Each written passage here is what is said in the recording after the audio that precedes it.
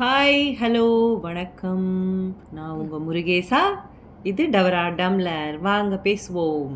ஒரு வெரைட்டியாய் சொல்றேன் மேன். நல்லா இருக்கு.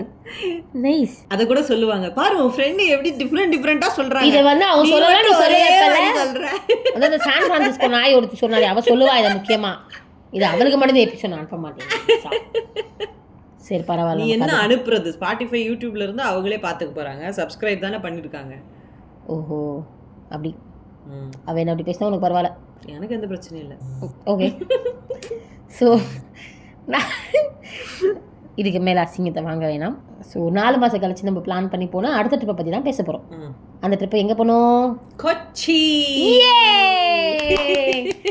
அது ரொம்ப ஸ்பெஷலான ஒரு ட்ரிப். அது ஒரு மாதிரி ஜாலியான ஒரு ட்ரிப், சந்தோஷமான ஒரு ட்ரிப். எனக்கு அது சொல்லும் போதே அப்படியே ஒரு மாதிரி எக்ஸைட் ஆகி ஜாலி ஆகிட்டேன் நான். ஸோ ஆஸ் யூஷுவல் பிளான் பண்ணி ஃபைனலாக எப்படி போகலாம் அப்படின்னு யோசிச்சு முருகேசா ஊர்லேருந்து சென்னை வந்துட்டா. சென்னையிலேருந்து நம்ம ஃப்ளைட்டில் கிளம்பணும். ஞாபகா நம்ம நேராக போய் இறங்கின இடம் வந்து கலஞ்சேரி ரீட்ரீட். அது எங்கே இருக்கு? கும்பலாங்கி. Yes yes. அந்த கும்பலாங்கி வந்து கும்பலாங்கி நைட்ஸ்னு ஒரு படம் இருக்கு. அதில் பார்த்துட்டு அந்த கலஞ்சேரி ரீட்ரீட் அந்த ஹோட்டல் தான் போகணுன்ற ரொம்ப ஆசாசையாக கேட்டு புக் பண்ணதுக்கு பட்டான ஒரு இடம் அது. ஆமாம், வேற லெவல் அந்த இடம். அங்கே கொடுத்த சாப்பாடுலாம் அல்டிமேட்டு. அது அப்புறம் பேசுவோம். சாரி, ஒரு ஆர்வத்தில் கடை சாப்பாடுன்னு எச்சூத்த ஆரம்பிச்சிட்டாரு.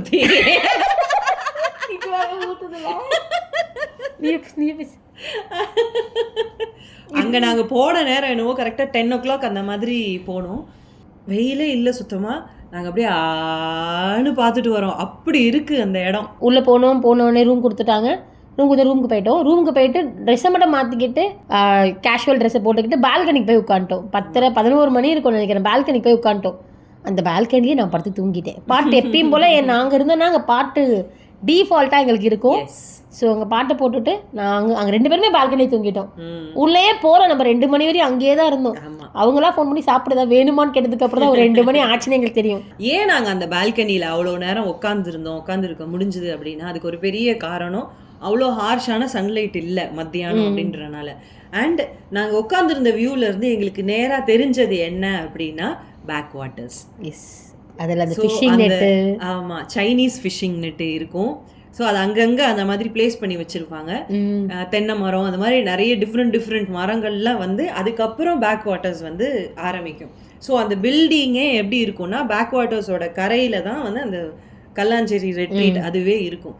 செம்மையான லொகேஷன். அந்த மாதிரி பெரிய இதில் 2 ரூம் தான். 2 ரூம் இல்லை, 2 பில்டிங் தனித்தனியா சின்னதா வச்சிருந்தாங்க. ஒரு ஹட் மாதிரி குட்டியா 2 ரூம் மட்டும் தான்டா, வேற எதுவுமே இல்லைங்க.